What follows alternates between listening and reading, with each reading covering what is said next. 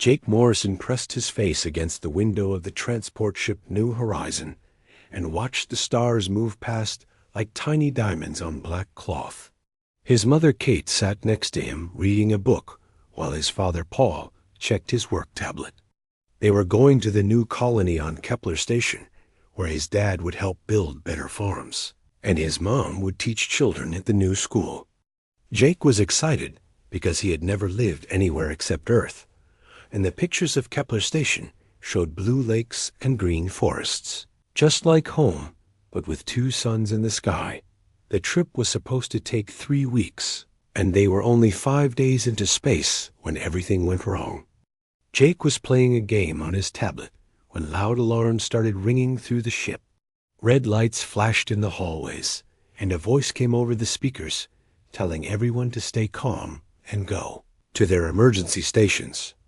Paul grabbed Jake's hand and Kate took his other hand, and they ran toward the escape pod area with all the other passengers.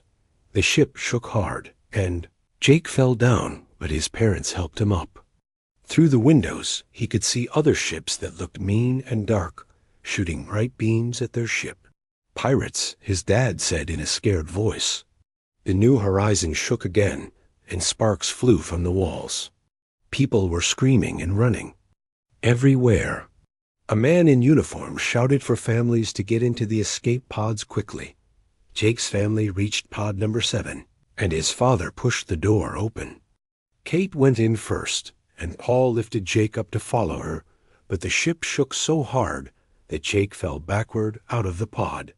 The door started to close automatically because the computer thought everyone was inside. Paul tried to stop the door, but it was too strong.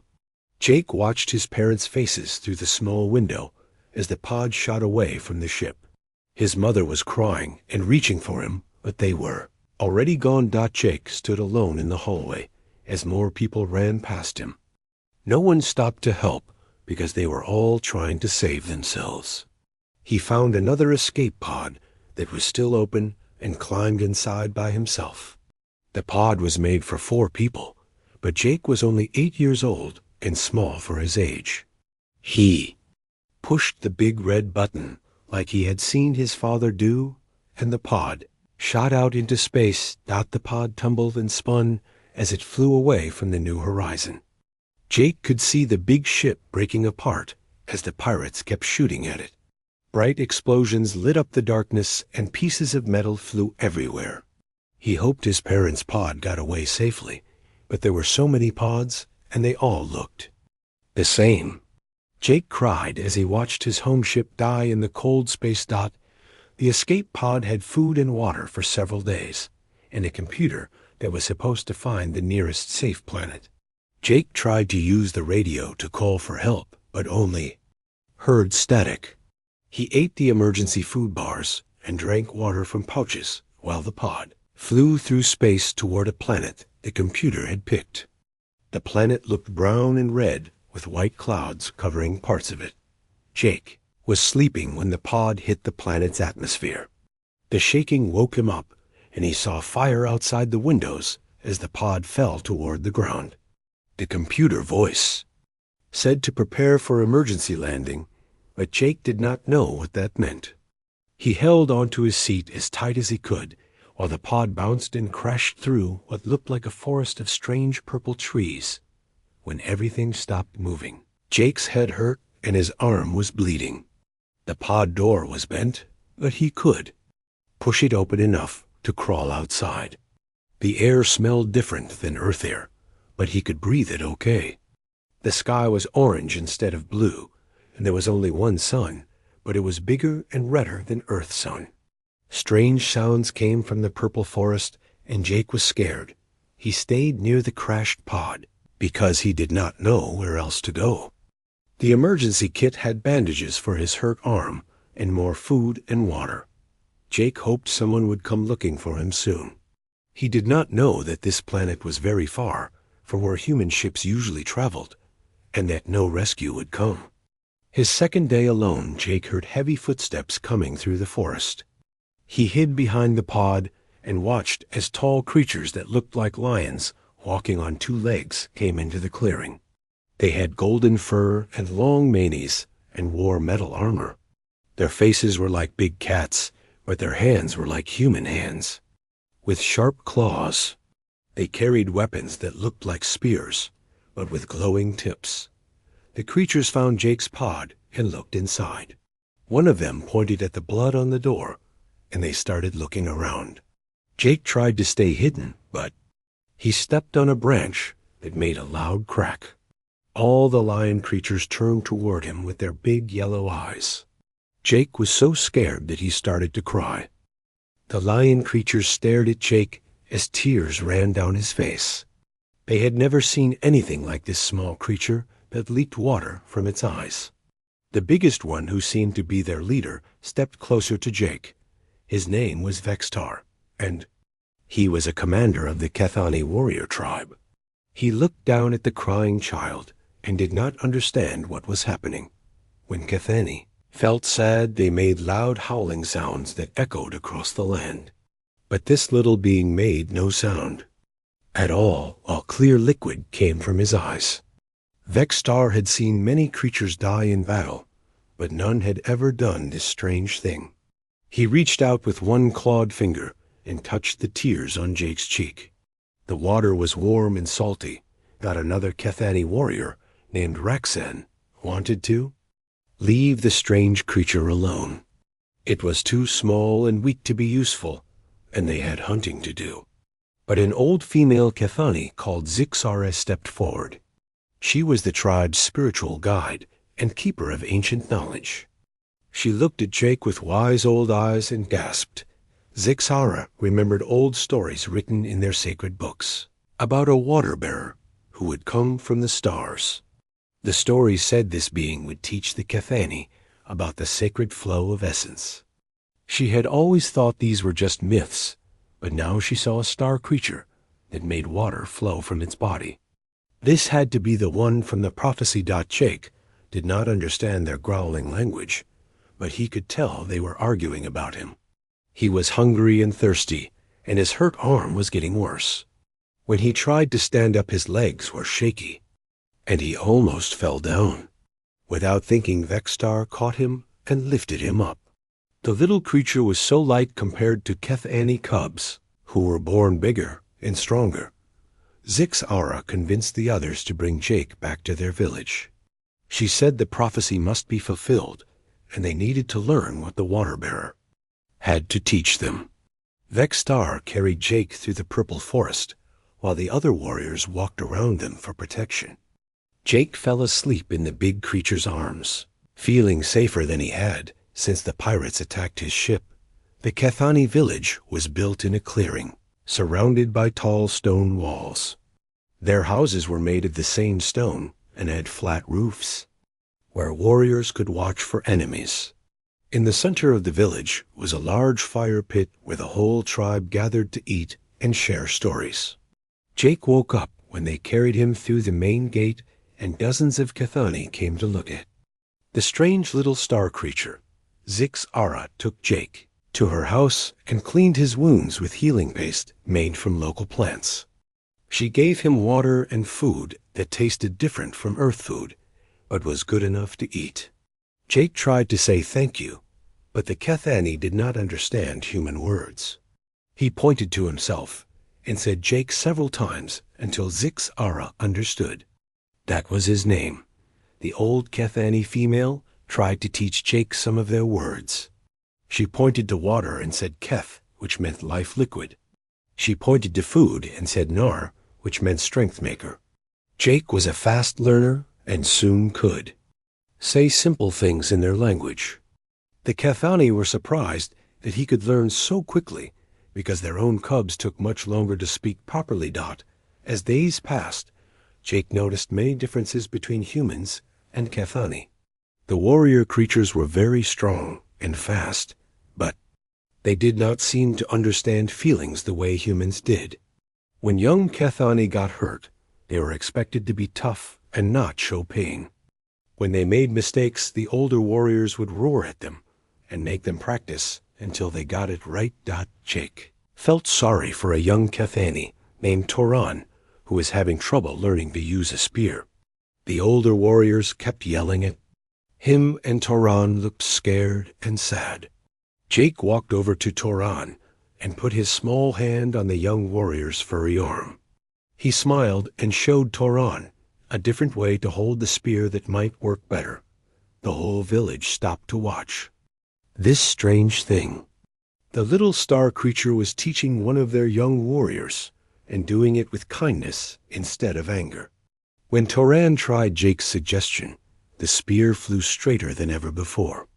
Even more surprising was that Toran seemed happier and more confident after Jake's gentle help. Vexstar watched all of this and began to think that maybe the small creature really did have something important to teach them. The Kethani way was to be strong and fierce in everything they did. They believed that hardship made warriors better and that showing weakness was dangerous. But this tiny being showed that being kind could also be a kind of strength. Jake started helping with simple jobs around the village. He could not hunt or fight like Kethani warriors, but he noticed things they missed. When the water supply started running low, Jake suggested looking for underground streams by following where the plants grew thickest. The Kethani had never thought of this, but when they dug where Jake pointed, they found plenty of fresh water. Tribe began to see that the little star creature thought about problems in ways they never had. Kethani solved problems with strength and determination, but Jake solved them by watching and thinking and trying different ideas. When the storage houses got too hot, Jake showed them how to create airflow by opening certain doors and windows. When young warriors had trouble with difficult lessons, Jake found easier ways to teach them. Most important of all, Jake kept showing them about caring for others. When an old Kethani got sick, sat with him and brought him water and food. When cubs were scared during thunderstorms, Jake told them stories to help them feel better. The Kethani started to understand that taking care of each other could make the whole tribe stronger. 6 years had passed since Jake crashed on the Kethani world, and now he was 14 years old. He had grown taller, but was still much smaller than the adult Kethani warriors. His hair had gotten longer and darker from living under the red sun, and his skin was tanned from working outside every day. The Kethani had made him special clothes that fit his human body and weapons sized for his smaller hands. Jake could now speak the Kethani language as well as any native, and he understood their customs and traditions. But he also brought new ideas that changed how the tribe lived and worked. The Kethani had always been hunters and warriors who lived day by day without thinking much about tomorrow. Jake taught them to plan ahead and save resources for hard times. When the seasonal rains failed and their usual hunting grounds dried up, the Kethani prepared to move the whole village to find new territory. This was their traditional way, but it meant leaving behind everything they had built and starting over somewhere else. Jake suggested a different approach that no Kethani had ever considered. He had been watching the migration patterns of the large grazer animals they hunted for food. Jake noticed the animals always followed the same routes between water sources and feeding areas. Instead of chasing the herds, the Kethani could predict where they would go and wait for them there. This idea seemed strange to warriors who believed hunting meant tracking and pursuing prey. Vexstar trusted Jake enough to try this new method. They set up hidden camps along the migration routes Jake had mapped out. When the grazers came through, exactly where Jake predicted the hunt was more successful than any in tribal memory. They caught enough food to last through the dry season without having to abandon their village. Word of Jake's wisdom spread to other Kethani tribes across the planet. Chiefs and elders came from far away to meet the legendary Star Child, who could see the future patterns of animals and weather. They wanted to learn his methods of planning and preparation that made their tribes stronger and more secure. Jake welcomed these visitors and shared everything he knew freely. He taught them about crop rotation to make their small farms more productive.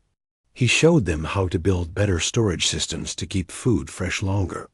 Most importantly, he taught them that working together with other tribes could benefit everyone instead of seeing other groups as competitors or enemies.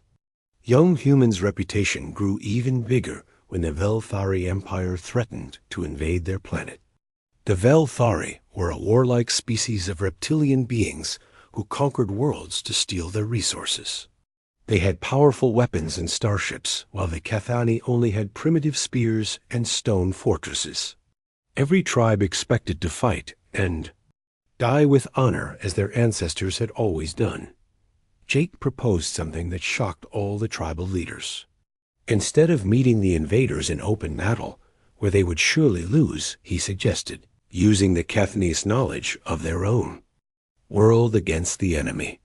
The purple forests that covered most of the planet were dense and difficult for outsiders to navigate. The Cathani could use hit-and-run tactics to wear down the invaders while avoiding direct confrontation. Many older warriors thought this was cowardly and dishonorable. They believed real warriors should face their enemies in fair combat, even if it meant certain death. But Jake convinced them that the most important thing was protecting their people and their way of life. Honor meant nothing if everyone was dead, and their culture was destroyed. The Velthari landed with thousands of soldiers and advanced war machines. They expected the primitive natives to either surrender immediately or charge into battle where they could be easily slaughtered. Instead, they found empty villages and silent forests. The Cathani had hidden their families in deep caves and sacred places while their warriors disappeared into the wilderness. For months, the invaders struggled through the alien landscape while the Cathani struck without warning and melted back into the forests. Jake's tactics frustrated the Velthari commanders, who could not find an enemy to fight properly. Their supply lines were constantly attacked, and their patrols went missing in the Purple Woods. The advanced technology that worked so well on open battlefields was useless in dense jungle terrain. The war ended when Hordend, Jake arranged a meeting with the Velthari commander under a flag of truce. The reptilian general expected to negotiate with some primitive chieftain, but instead found himself facing a young human who spoke with calm confidence. Jake offered the Velthari a trade agreement instead of conquest. The planet had valuable resources the Empire wanted, but taking them by force was proving too costly and difficult. Jake proposed that the Cathani would provide what the Velthari needed in exchange for technology and protection from other threats. This way, both sides would benefit without the expense and suffering of continued war. The Velthari commander was so impressed by this unusual approach that he agreed to present the offer to his superiors. The peace treaty that followed made Jake famous throughout the galaxy. News of the human child who had united an entire planet and defeated a powerful empire through wisdom instead of weapons spread to dozens of worlds. Ambassadors from the Galactic Council arrived to study this remarkable achievement and meet the legendary Star Child. Jake received these important visitors in the great hall that the Cathani had built specially for diplomatic meetings. He wore traditional Cathani ceremonial robes, but carried himself with the quiet confidence he had learned from years of solving problems through careful thinking. The ambassadors were amazed to find themselves negotiating with a teenager who understood complex political situations better than experienced diplomats. The humans' methods of finding solutions that benefited everyone involved became known throughout civilized space. Worlds that had been fighting wars for generations began asking for Jake's help in resolving their conflicts. He could not travel to every planet that requested his assistance, but he sent detailed instructions on how to apply his principles of cooperation and mutual understanding. Elder Zixara watched Jake's growing influence with pride and wonder. The old prophecy about the water-bearer from the stars had come true in ways even she had not imagined. The small creature who had cried tears in the forest was now changing the entire galaxy by teaching others to see strength and compassion and wisdom in working together. Jake was 18 years old when Elder Zixara fell ill with the wasting sickness that came to very old Kethani. She had been like a grandmother to him for 10 years, and watching her grow weaker each day broke his heart. The old female had taught him the sacred stories and ancient wisdom of her people, while learning human concepts of love and family from him in return. On her final day, Zixara called Jake to her bedside and placed her wrinkled hand on his head. She told him that his destiny was greater than either of them had imagined when he first crashed in their forest. The water-bearer prophecy spoke of bringing the sacred flow of essence to the Kethani, but Jake had brought something even more valuable. He had shown them how to be strong through kindness and how to find victory through understanding. When Zixara died, the entire planet mourned her passing. She had been the spiritual guide not just for one tribe, but for all Kethani, everywhere. Her wisdom had helped unite the scattered clans into a planetary confederation that could work together for common goals. Now they needed a new leader who could continue her work and guide them into an uncertain future. The Council of Chiefs met for 7 days to choose Zixara's successor. Representatives came from every tribe and territory on the planet. They debated and argued as Kethani always did when making important decisions. Some wanted to return to the old ways of tribal independence. Others thought they should choose the strongest warrior to lead them. But when the final vote was taken, the choice was unanimous. Jake Morrison, the human star child, would become the first non-Kethani ruler in their entire history. They would crown him as High Chief of all the clans with the authority to speak for their whole world. The ceremony would combine ancient Kethani traditions with new customs that honored Jake's human heritage and the unique path that had brought him to this moment. The coronation took place at the sacred grove where the oldest trees on the planet grew in a perfect circle. Thousands of Kethani came from across the world to witness this historic event. Jake wore robes made from the finest materials their craftsmen could create, decorated with symbols from both cultures. The crown was forged from metals found in his original crash site, mixed with sacred stones from Kethani holy places. Commander Vexstar, who had found Jake as a crying child in the forest, now knelt before him and pledged the loyalty of all warriors. The other tribal chiefs followed one by one until every leader on the planet had sworn to follow their new king. Jake accepted their oaths with humility, knowing that he was taking responsibility for millions of lives and in entire civilizations. The first years of Jake's reign brought changes that transformed Kethani society. He established schools where young Kethani learned not just traditional warrior skills, but also the arts of diplomacy, negotiation, and peaceful problem solving. He created a council system where important decisions were made by groups rather than single rulers. Most importantly, he maintained respect for Kethani culture while introducing human concepts that made their society stronger. Trade with other worlds flourished under Jake's leadership. The peace treaty with the Velthari Empire had shown that cooperation could be more profitable than conquest.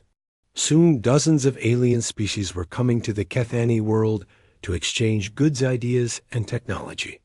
The planet that had once been isolated and primitive became a center of galactic commerce and diplomacy, but leadership brought loneliness that Jake had not expected. Despite his deep friendships with the Kethani, he remained the only human on their world. He missed things about his own species that he had almost forgotten during his years among the lion people. Simple pleasures like conversations about human art and music or foods that reminded him of his childhood on Earth became precious memories rather than daily experiences. Jake's human need for romantic love and companionship could not be fulfilled among the Kethani. Their mating customs were completely different from human relationships, and while they cared for him deeply, was not the same as the connections he might have had with his own kind. He sometimes wondered what had happened to his parents, and whether they had survived a pirate attack so many years ago. The burden of being seen as perfect by his adopted people weighed heavily on Jake's shoulders. The Cathani had elevated him to almost mythical status and expected him to have answers for every problem and solutions for every crisis. They forgot that he was still young and learning just like anyone else. When he made mistakes or showed uncertainty, his people became worried and confused because they had never seen their legendary king display human weakness. To cope with these pressures, Jake began keeping a private journal where he could express his doubts, fears, and frustrations without affecting the confidence of his subjects. He wrote about missing his original family and wondering what his life might have been like if the pirates had never attacked their ship. He also wrote about his gratitude for the Cathani who had saved him and given him a purpose greater than anything he could have imagined. Vextar noticed Jake's growing sadness and tried to help in the only way he knew how. The old warrior had become more than just a military commander over the years. He was Jake's closest friend, an advisor, someone who understood both the human strengths and his struggles. Vextar encouraged Jake to share more of his burdens with the council instead of trying to solve every problem alone. The practice of writing in a journal eventually became part of Cathani leadership tradition. Future chiefs and elders would keep written records of their thoughts and decisions so that their successors could learn from both their successes and their failures. This human habit of reflection and self-examination became one of Jake's most important gifts to Cathani culture. Jake entered his 20s. He realized that being king meant more than just making good decisions and keeping his people safe. It meant accepting that he would always be different from those around him, while using that difference to help them become better than they ever thought possible. The lonely child who had crashed in their forest had found his true purpose in serving others, even when that service required great personal sacrifice. When Jake turned 22, an invitation arrived that would change his life and the galaxy forever. The Galactic Council, the governing body that oversaw relations between hundreds of different worlds, requested his presence at their headquarters on the neutral planet of Nexus Prime. They wanted him to address the full assembly about his methods of peaceful conflict, resolution, and interspecies cooperation. The invitation came through official diplomatic channels, but Jake knew it was really a test. Many powerful civilizations still viewed humans as a primitive species barely worthy of notice. The fact that one human child had united an entire planet and created successful alliances with former enemies was something they needed to understand or dismiss as an anomaly. Jake accepted the invitation, knowing that this was his chance to share the lessons he had learned with the leaders of galactic civilization.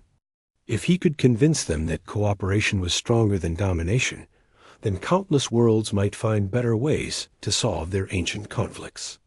The speech he would give could prevent wars that might kill billions of beings across the galaxy. And a small group of trusted advisors accompanied Jake on the journey to Nexus Prime. It was his first time leaving the Cathani world since he had crashed there as a child, and seeing the vastness of space again brought back memories of his original family. The starship that carried them was provided by the Velthari Empire as a gesture of their continuing friendship and alliance. Nexus Prime was unlike anything Jake had ever seen. The entire planet was one huge city filled with beings from every corner of the galaxy. Tall spires reached into the sky, while underground tunnels connected different districts designed for species with varying environmental needs. The air itself was carefully controlled to be breathable by the widest possible range of life forms. The Galactic Council Chamber was a massive dome where representatives from over 300 worlds could gather for debates and votes. Each species had seating areas designed for their specific physical requirements. Some delegates floated in tanks of liquid, while others perched on high platforms suited for flying creatures. The diversity was overwhelming, but also inspiring to someone who believed in the power of different groups working together. Jake was given a place of honor near the center of the chamber, but he felt very small, surrounded by so many powerful alien beings. Some of the delegates were from civilizations that had existed for thousands of years, while others represented empires that controlled dozens of star systems. He was just a human who had learned to live among lion people, but now he was expected to teach wisdom to the rulers of the galaxy. When Jake rose to speak, the enormous chamber fell silent. His voice carried clearly through the translation systems that allowed every being present to understand his words in their own language. He began not with grand statements about politics or philosophy, but with a simple story about a frightened child who had been saved by the kindness of strangers. Jake told them about learning to see strength in gentleness and finding victory through understanding rather than conquest. He explained how the Kethani had become stronger by caring for each other, and how former enemies had become allies through trade and mutual respect. Most importantly, he showed them that cooperation did not mean weakness, but rather the highest form of intelligent behavior. The delegates listened with growing amazement as Jake described specific examples of how emotional intelligence had solved problems that military force could not. He talked about mediating disputes between different Kethani tribes by helping each side understand what the others really needed. He explained how the war with the Velthari had ended when both sides realized they could get what they wanted without destroying each other. Questions came from all across the chamber as representatives wanted to know more about these revolutionary ideas. Species that had been fighting border wars for centuries asked how they might find peaceful solutions. Trade federations wondered how they could build trust with competitors. Military alliances questioned whether there were alternatives to deterrence. Through superior firepower, Jake answered each question with patience and practical examples. He did not claim to have all the answers, but he offered a framework for thinking about conflicts differently. Instead of asking who was stronger or who deserved to win, he suggested asking what each side really needed and whether there were ways for everyone to benefit. This approach required humility and creativity, but it could achieve lasting peace instead of temporary victories. The speech that was scheduled to last 1 hour continued for nearly 6 hours as more delegates asked questions and shared their own experiences. Many described conflicts they had thought were impossible to resolve, but now saw potential solutions using Jake's principles. By the end of the session, representatives from dozens of worlds were requesting his help with specific disputes. The formal result of Jake's address was the creation of the Morrison Doctrine, a new set of principles for interspecies relations based on empathy, cooperation, and mutual benefit. The Galactic Council voted to establish mediation services, using these methods and to train diplomats in emotional intelligence alongside traditional negotiation skills. Jake's childhood lessons in caring for others had become official galactic policy, but the real change happened in the months and years that followed as world after world began applying these new approaches to their oldest problems. Trade wars ended when competitors found ways to expand markets together rather than fighting over limited resources. Territorial disputes were resolved when neighboring species discovered they could share borderlands for mutual advantage. Even religious conflicts cooled when different groups focused on common values rather than theological differences. Jake's influence expanded beyond individual conflicts to reshape how entire civilizations thought about power and success. The galaxy had been dominated for millennia by the assumption that strength came from the ability to destroy enemies and take what you wanted.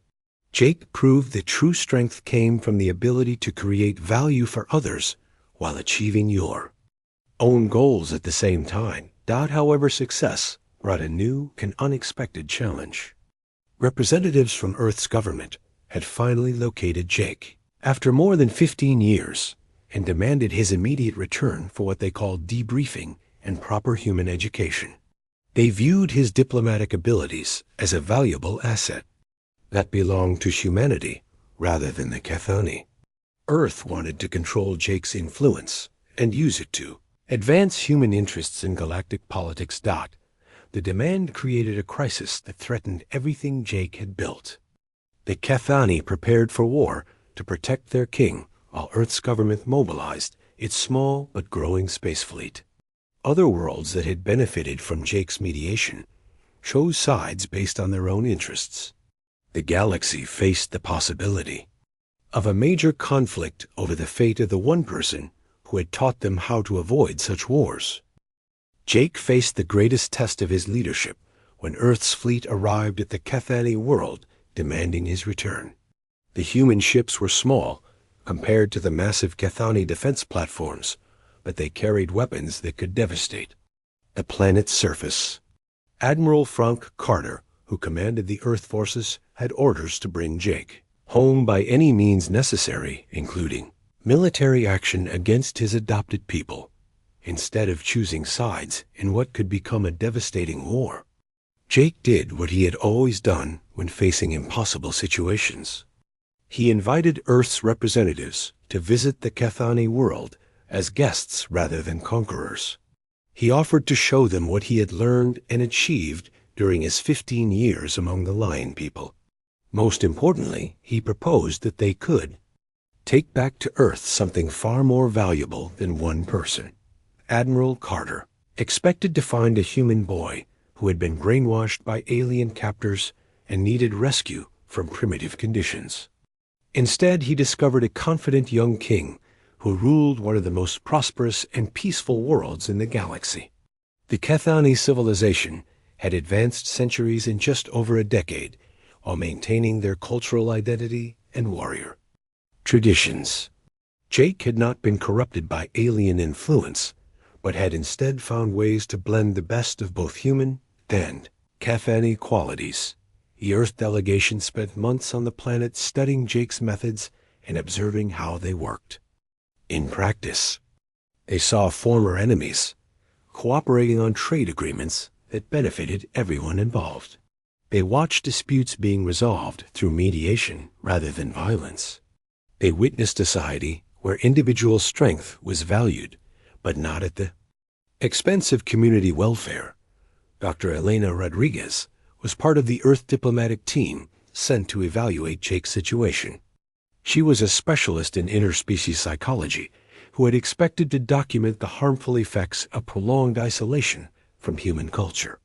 Instead, she found herself learning from Jake about emotional intelligence and cooperative problem-solving. The more time she spent studying his methods, the more she realized that Earth could benefit greatly from these approaches. Elena began working with Jake to document his techniques in ways that humans could understand and apply. They developed training programs for diplomats and business leaders that combined human analytical thinking with Cathani emotional wisdom. These programs became the foundation for a new school of conflict resolution that would eventually spread throughout human space. As Elena and Jake worked together, they discovered that they shared not just professional interests, but personal values and dreams for the future. Their friendship gradually deepened into love as they recognized in each other the possibility of bridging two worlds. When they decided to marry, it symbolized the union of Jake's human heritage with his Cathani destiny. The wedding ceremony combined traditions from both cultures in a celebration that lasted 3 days. Representatives from dozens of worlds attended to honor the couple and witness this historic joining of species. Jake wore traditional Cathani royal robes, while Elena dressed in a gown that incorporated human and alien design elements.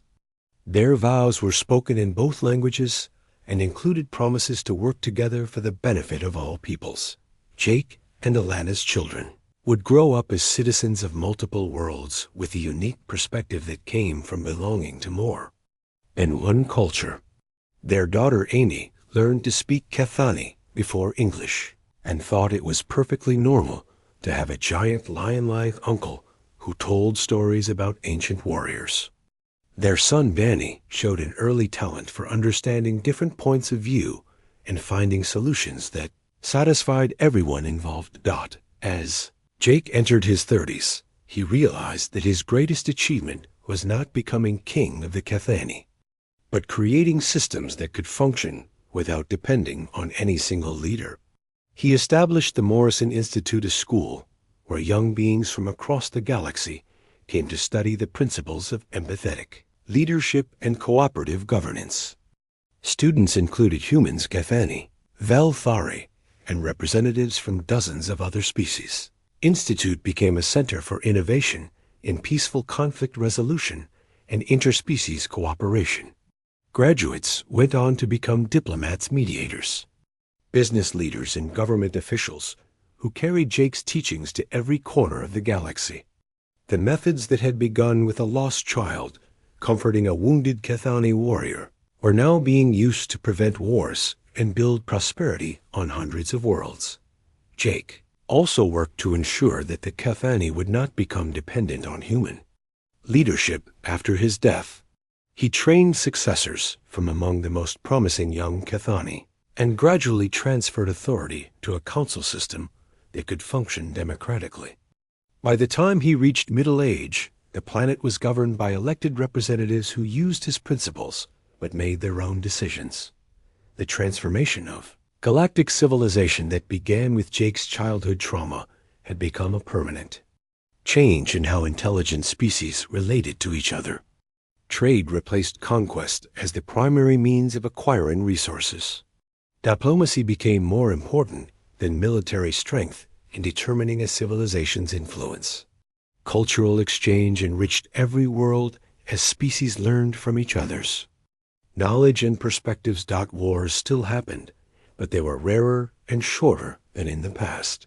When conflicts did arise, there were now established procedures for mediation and peaceful resolution. The Morrison Doctrine had become as fundamental to galactic law as basic principles of physics were to science. Future generations would grow up assuming that cooperation was normal and that violence was a last resort rather than a first option.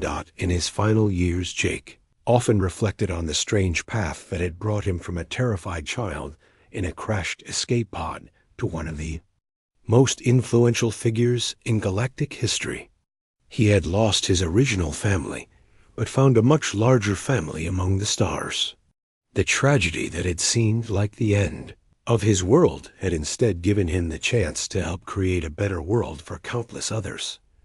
Jake Morrison died peacefully at the age of 68, surrounded by his human family and his Cathani friends. His funeral was attended by representatives from every major civilization in the galaxy. The boy who had been lost among the stars was mourned by billions of beings whose lives had been touched by his legacy of wisdom and compassion. The inscription on his memorial stone was written in dozens of languages, but the message was simple. Here lay the king who taught the galaxy that true strength comes not from the power to destroy, but from the wisdom to create. His greatest victory was not conquering enemies, but turning them into friends. His legacy lived on in every act of kindness and every choice to seek understanding rather than dominance.